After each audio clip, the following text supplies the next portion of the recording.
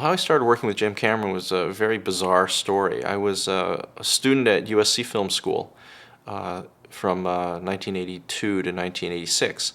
And in about 1984 in October, around the time Terminator came out, James Cameron brought the film to one of the film classes, Cinema 466, that every week they would screen an upcoming film or a recently released film, and they would bring in filmmakers or people who had worked on the film to do a question and answer session after screening the movie. And Jim came down and brought Terminator and kind of blew everybody away, because here's this little, quote-unquote B-action movie that really had a great story and everything. And what really struck me about it, apart from enjoying the movie, was that in the question and answer session at the end of the film, Jim really kind of talked about, guerrilla filmmaking. And on this scene we had three little Mexican boys for the ending, because one of them wouldn't act, and so we used a different one for the reverses, and we used the original one for the over the shoulders, and then we dubbed it with even a third kid's voice, and all of those kind of things that you kind of hear about and do in film school all the time, but you think, when you get out in the real world, they don't do that anymore. And you find out that they do, and so maybe the film making world professionally isn't really that different from the student filmmaking world. So it was kind of a really interesting thing. And I thought to myself at the time, I never spoke to him. I thought to myself at the time, boy, if there's one filmmaker I should put on my list is James Cameron, as people maybe I should think about trying to work for after I graduated. So 2 years later, I've just graduated from film school, and I had been calling since graduation to Pacific Western Productions, which is where he and Galen Hurd basically had offices at Fox at the time. And every month it was, do you have any intern positions or any production assistant positions? And since they weren't working on any films at the moment, they said, call back next month, which is surprising. You don't find that happening too much even today. And so, nothing really came of that. Over the summer, Aliens came out. I saw it twice on opening night, and after it came out of the second time with my friend Ed Marsh, who has become quite a video documentarian producer in his own right, he said, "You like mechanical stuff and all this special effects stuff, and you seem to be really particularly interested in the power loader. I dare you, as a gentleman's bet, to build a model of it for my Halloween party, just a model or something. And it's got to work." I'm like, "Oh yeah, okay, sure."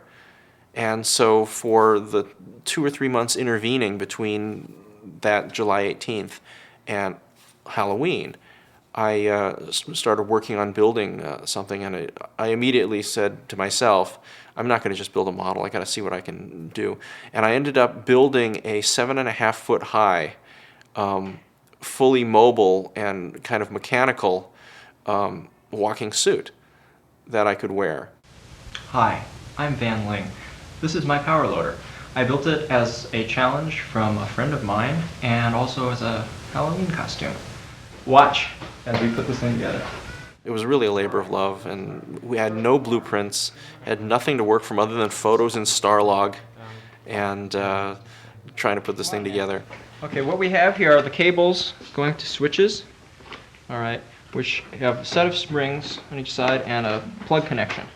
Throughout the period leading up to Halloween, when I finally showed it to him, a couple of friends of mine who were working with me on it were constantly saying, "Hey, you got to go and show this to James Cameron." And I'm like, right, yeah, that's going to happen. These are in fact hydraulic cables.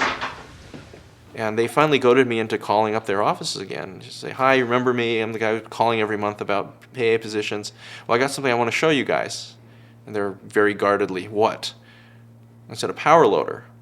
"What, one you wear?" "Well, it's Halloween, isn't it?" Dead silence for like 10 seconds on the phone. "We'll leave you a pass." And so I had to rent a pickup truck to move this thing and drive it from my parents' house, where I was doing this in their garage in the South Bay, all the way up to 20th Century Fox Studios in Century City. And I got there about an hour later than I was supposed to get there, because of trying to move this thing and because I had to disassemble it and everything else. And I pull onto the lot. Jim had been there earlier, but he had to go off to a meeting, so he wasn't there. But I pulled up to the Pacific Western Productions building in this pickup truck with my friends Ken Mann and Larry Herbst, and we're sitting here trying to put this thing together in front of the office in the parking lot. See, this is the part that we can do real slow and take our time on, because once Van gets into the suit, we have about 15 minutes to half an hour to finish everything, get him on display, and get him on. And I could see the people from Pacific Western staring out the windows at me and watching what happens. And we put this thing on, and I've got it, and the claws rotate and everything. And Gale Anne Hurd comes out and says, "This is the best walking resume I've ever seen." And we talked for a while, and they obviously weren't looking for anybody at the time to do anything. But as I was leaving, she said, "Hang on a second." She went back into the office, came back out with Sigourney's jumpsuit and Reeboks, high-top Reeboks from the movie, and said, "You might as well make this costume complete tonight. Just bring it back with all the same stains and things that are on it."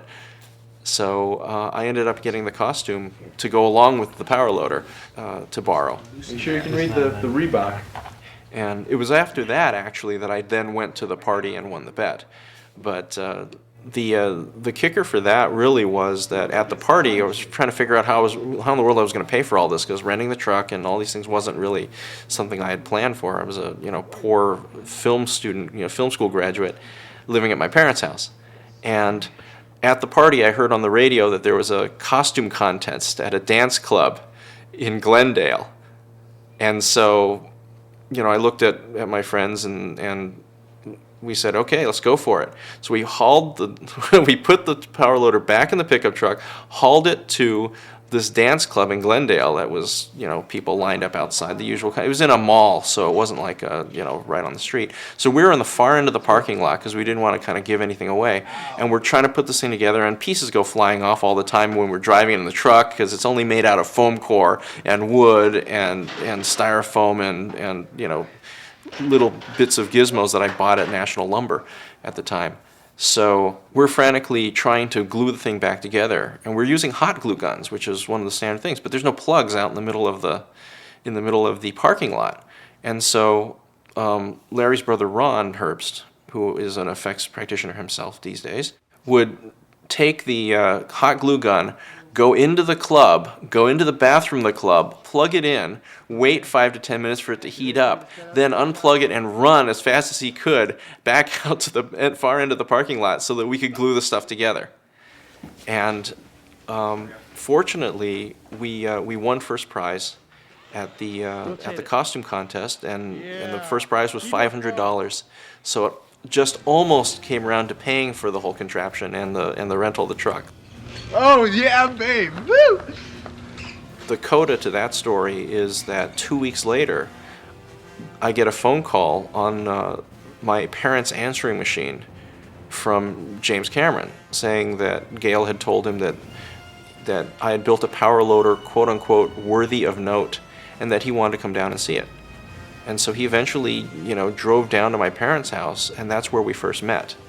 And we kind of hit it off, and 2 weeks after that, he called and asked me if I wanted to be his researcher on The Abyss, which he was just starting to look into writing a treatment for. And the rest, they say, is history.